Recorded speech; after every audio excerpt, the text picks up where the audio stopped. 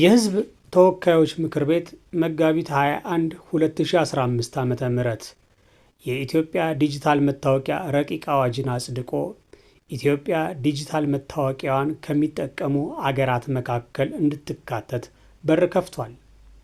ፋይዳ የሚል ስያሜ የተሰጠው ይህ ዲጂታል መታወቂያ አንድ ሰው በልዩ ሁኔታ መለየት የሚያስችል ነው ተብሎለታል።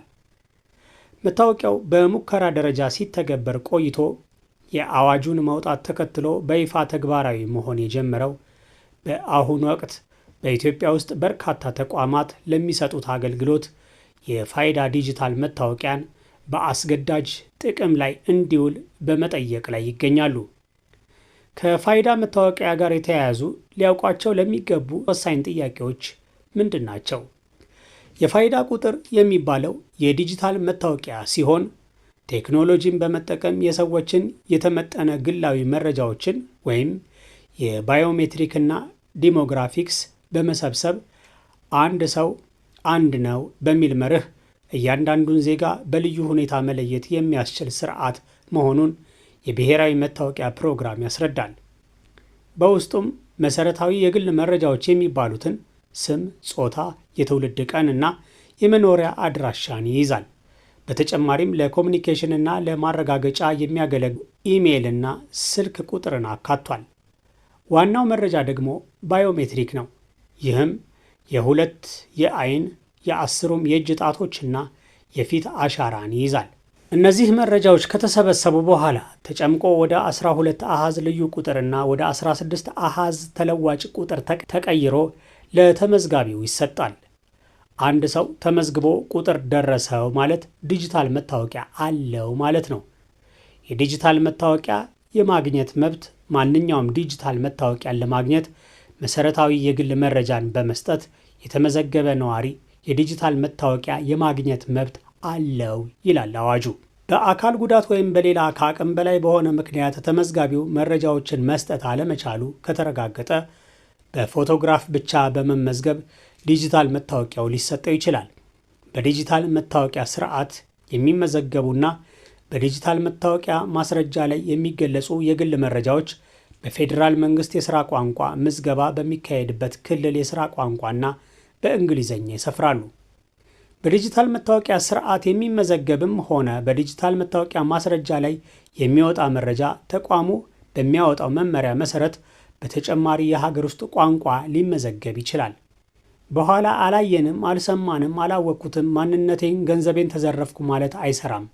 ምክንያቱም መሰጠት ያለበት ባለ 16 ዲጂቱ ተለዋጭ ቁጥሩ ብቻ ነው። ኮፒ መስጠት ግዴታ ሆኖ ከሰጣችሁም ፎቶ ያለበትን ፊት ለፊቱ ብቻ እንጂ ከጀርባው ያለውን ፊን ወይም 12 ዲጂት ያለበትን የምስጢር ቁጥር ለማንም አሳልፎ መስጠት የማንነት ስርቆት ማንም ሰው ሊፈጽምባችሁ ይችላል። ይህንንም በምስጢር መጠበቅ እንዳለባችሁ የብሔራዊ መታወቂያ ፋይዳ ራሱ በቴክስት ሜሴጅ ልኮላችኋል። እንዲህ ሲል እባክዎ ልዩ ቁጥሮውን በምስጢር የያዙ፣ ለማረጋገጫ አገልግሎቶች የተለዋጭ ቁጥሮውን ይጠቀሙ ብሎ ማስጠንቀቁን ሁላችሁም ልብ ልትሉ ይገባል። ባንክ ቤቶችም ሆነ ገቢዎች መጠየቅና መጠቀም የሚችሉት ባለ 16 ዲጂት ቁጥሩን ፋን ብቻ ነበር። እሷ ነገር ባይዜ ብዙ ሰው ግራ አጋባች። እችን በሚስጥር ያዙት ብለን ፊኗን እንልከ ነበር። አሁን ሚስጥር የምትለዋን ቃል አጠፋናት። ሰውን ስለምን እናስጨንቀው? ምንድነው ሐሳቡ? ፊን አይቀየርም። እንደ ሶሻል ሴኩሪቲ ነምበር ፎር ላይፍ ነው። ኤሊያስ ነምበሩ ፋይዳ ተለዋጭ ቁጥር የሚለው ደግሞ አዲስ ካርድ ስትወጣ መቀየር ትችላለህ።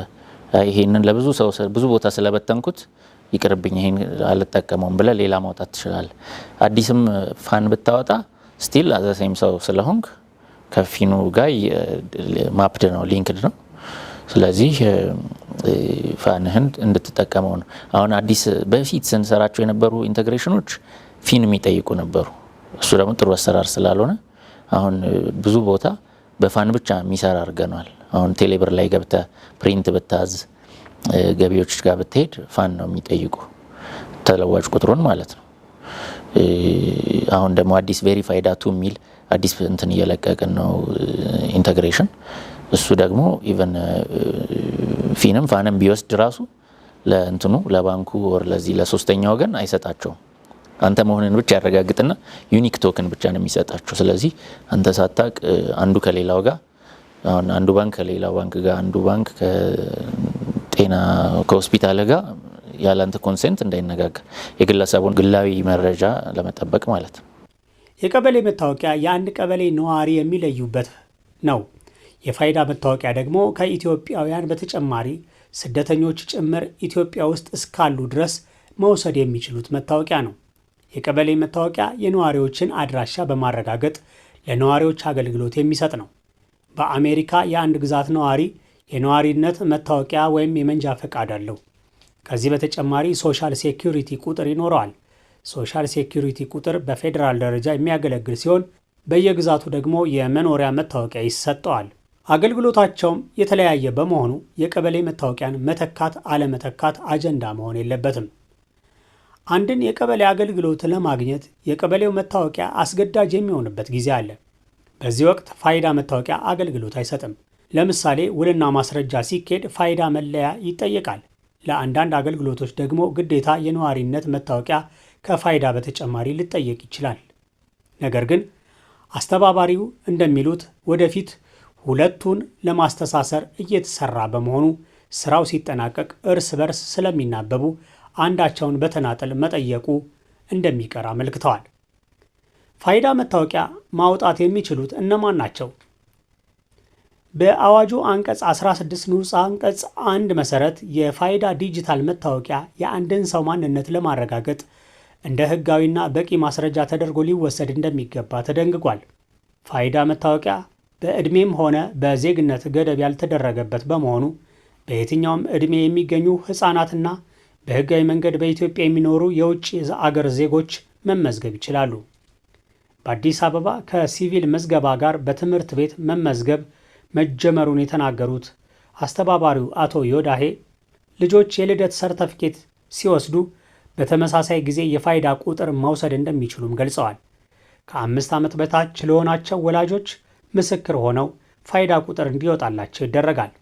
ልጆች ከ5 ዓመት በላይ ከሆኑ የባዮሜትሪክ መረጃ አስገዳጅ ስለሚሆን አሻራቸውን ሰጥቶ የፋይዳ ቁጥር ማግኘት ይቻላል። ከ18 ዓመት በላይ ሲሆኑ ደግሞ ራሱን ችሎ እንዲያወጣ ይደረጋል።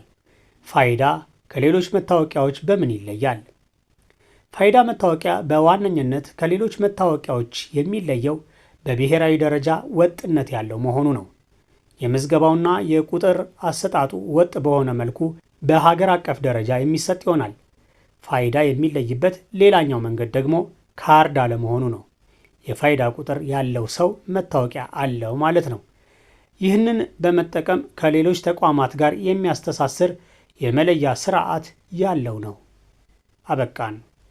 ሰላም።